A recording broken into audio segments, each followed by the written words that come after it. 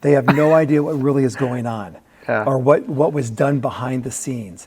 I've learned that you don't go on social media and vent to people with what's going on. You kind of keep it internally, share it with your closest people that are with you, and then really stay focused on what you have to do to make sure you're providing that best experience for everybody and not get tied up with all the drama. I'm not looking to be in drama, but sometimes you get thrown into it. The car, that was not anticipated, but I think it's so relatable, right? We're going to break off into carpool karaoke there.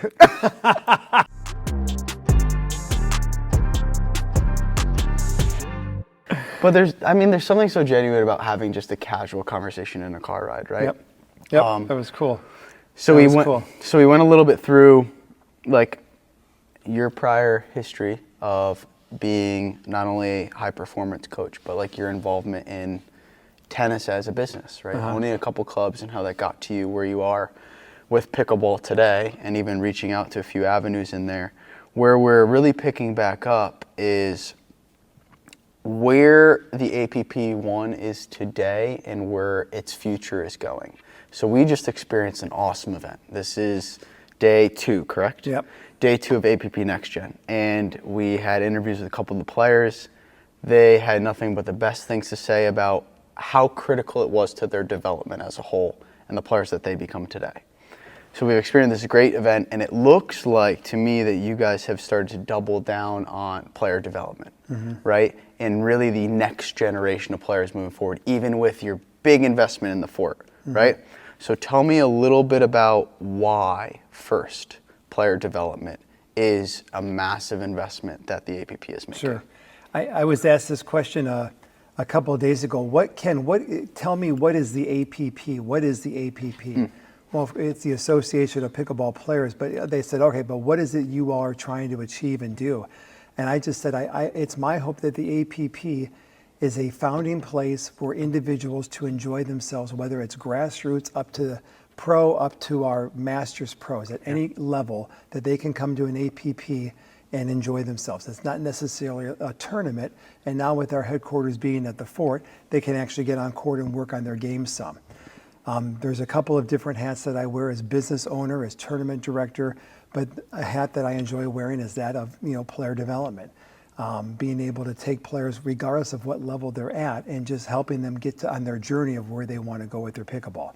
Whether you're that 4-0 player from Cincinnati, Ohio, or these aspiring next gen kids that are out here, I find it very heartwarming to be able to help people achieve the goals they can hopefully then pass on one day to the next generation that's going to be inspired to come on through with everything. So I think in my view, APP is a high level of tournament series that are being offered, but we really are trying to make a market not only here in the U.S. but also internationally, and then as our headquarters down at the fort with actually being on court and trying to develop the best we can with everybody. So how does that play now into the future of the APP tour, right? Because now you're really doubling down on investing in the next generation, as we just talked about. Yep. But there still has to be, right, a growth plan for like what the APP is doing as a business, right? Correct. So is the main sector for the APP as a whole just saying we are going to be the best player development facility program that there is in the pickleball space? Yeah, well, I think right now we're the first ones to launch it, having a headquarters of the magnitude of the size of the fort. There's no doubt in my mind several years down the road from now you're going to have different pickleball academies opening up, and that's fine. But just as I was the first to launch the tour, we're the Big Mac, and you've always got Taco Bell and Chick-fil-A coming around all over the place. So as far as the APP tour goes, one of the big things that we're working on this year is a series of 12 events that we're calling our Tier 3 or our Challenger events. We're seeing just such robust growth within all the pros trying to get into our draws that if you don't even have any APP ranking points, it's challenging for you to even get into the qualifier draws right I've experienced it, yeah. So what we're really finding right now is identifying 12 markets across the U.S. that we hope to announce in the next couple of weeks, where we're going to be having 12 futures or challengers events that players can then earn themselves a spot on the APP tour through working with that. So that's a big initiative with the 50 events that we're planning on doing in 2025.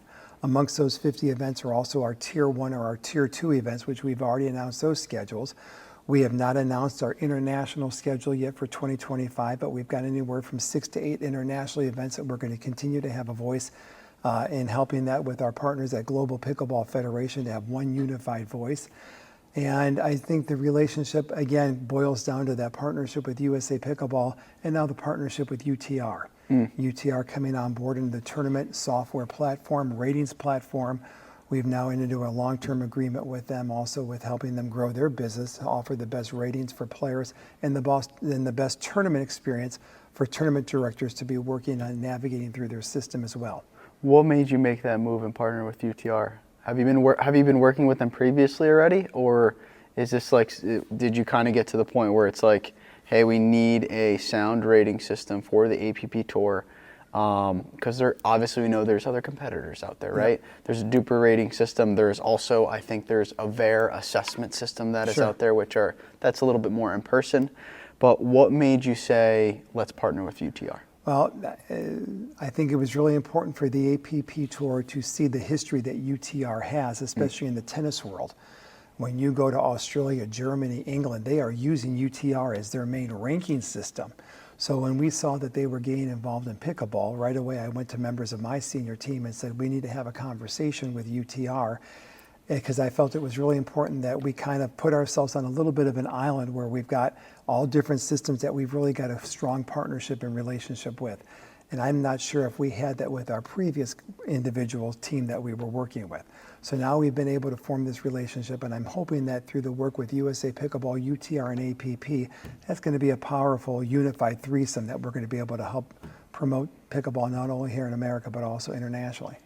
Absolutely. Absolutely. And like you said, I think the key component in there is that UTR has the evidence that they have, one, done it before, and two, can build a high-quality rating system, right? So I completely agree with that alignment. And from an entrepreneurship standpoint, it's like, how do we make our player experience better? Because I know that you focus heavily on that. How do we make our customer, if it's a different business, how do you make our customer experience the best possible? Because when you talk about building a brand, and Steve Jobs' quote popped into my brain. He talks about saying, we don't focus on the money, we don't focus on our competitors, we focus on giving our customers the best experience possible, and that's really what got Apple to be the best business that they are today. What Steve Jobs did so much is he had that authentic voice. Absolutely. You heard it from Steve. Absolutely. So as I've now been in this pickleball industry for almost 6 years, I think people have a take of who I'm about, what my character's about, and it's my hope that just my authentic voice has been able to get across all individuals, whether you're a pro or an aspiring amateur or just somebody new that's come along with everything. The ability to always surround yourself around quality people is something that I'm also looking forward to. With the addition of bringing Melissa McCurley, Nicole Hobson, Dee Davidson on board. You know, those are the people that are behind the scenes that have run the US Open, that have run USAP Nationals. And the fact that those individuals wanted to come to the APP and be a part of this, you know, this vision of this dream that I had 6 years ago, that's just heartwarming to me, that I can just sit in a room and just have those kind of quality people. Did you write that on a napkin and send that on over across the table? Yeah, what this whole course with everything, with this all craziness. And yes, there will be probably a black and white photo of me someday, you know, 30 years down the road, that's just that's the guy that had this idea of doing everything. But there are many people that are credited with taking the APP into the routes that it has to do. From our president, Mike Polisky, to our my vested partner, Charlie Bessler, just the entire team. And I look forward every day to working with them, collaborating with them. And again, if I'm the dumbest person in the room, I am perfectly happy with that, because we're all guiding ideas. Because what I think has been the neatest experience for me so far is just the passion that everyone has, that they all just want to try to leave a mark and make the sport better. Yeah. People say that there's passion that comes out of my mouth that they can thrive on, and that they see where my heart is with it all. And being on a team with everyone else with that same passion really is motivating for myself. Yeah, it's crazy how that narrative reiterates in so many entrepreneurs that we've spoken with. It's just like how critical that close team is to you, the environment that you're in. Sure. That basically is saying, like, a high tide rises all ships, right? So it's like, if you have a little bit of a weakness, but it's this person's strength, like you talked about being the dumbest person in the room. If I can cultivate an entire team of the smartest people in all these niches that makes up for, the gaps in what I can't do, or even beyond that, can do it better than me. Correct. That's what's going to grow the whole. And when somebody does something better, you say, great job. Yeah. That's brilliant. And you congratulate them. And No ego. And you make them feel that they're contributing to a piece of the pizza. Everyone can put ingredients on top of the pizza.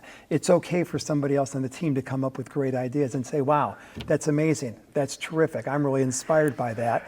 And then, you see where that can go on from there. The reason I appreciate that so much is because my background was in aerospace and aerospace manufacturing. So I was an engineer for 5 years, and I will tell you a huge downside about operating in a very high-paced environment like that is there's a lot of egos. There's a lot of politics. Not that there's not a lot of politics in every business. But the thing is, rather than saying, let's work together as a whole in order to raise and elevate the company as a whole, it's how can I outdo you or outdo the other person to make myself look good or make myself look better? I get that. Right? So I will tell you from interacting with your team, obviously briefly, is that you've built a tremendous team around you. And I think that is the important piece of a great leader is not being a boss, right? Is being a true leader of building and putting the pieces in play that rise the whole ship. To be inspirational for others, a leader has to be able to do everything that you don't ask anybody else to do. I'm the first one to be taking out garbage if it has to be. I'm the first one to be passing out this. I'm out there hitting with 13-year-old kids. I was going to say, I saw you warming them up. Out there hitting with those kids because those kids lost first and first today and they're sitting there sulking. Well, okay, let's get out there. Let's do this because one of these days you're going to be the top American kid coming through the program. And being out there on court with them for 30 minutes, put a smile on that kid's eye. So I think those are just the things that I look for with trying to be a leader with the people that I'm associating myself with. I love that. I really do. And the reason I say genuinely that I love it so much is because just coming from my background and experiencing the other half, I truly appreciate what you're doing and what you're building, genuinely. The two closing questions that we have. They're a little bit challenging, but I'm going to throw them your way anyways. What is one failure that you had that you were extremely thankful for today?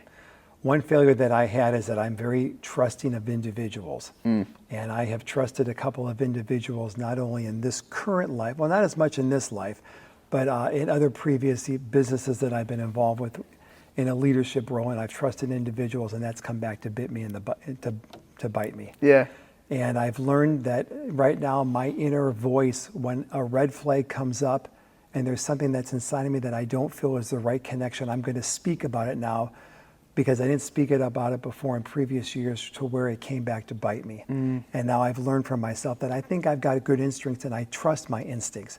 I might not be right about it, but I'm going to listen to what my instinct has to say and I'm going to trust my inner voice a little bit more.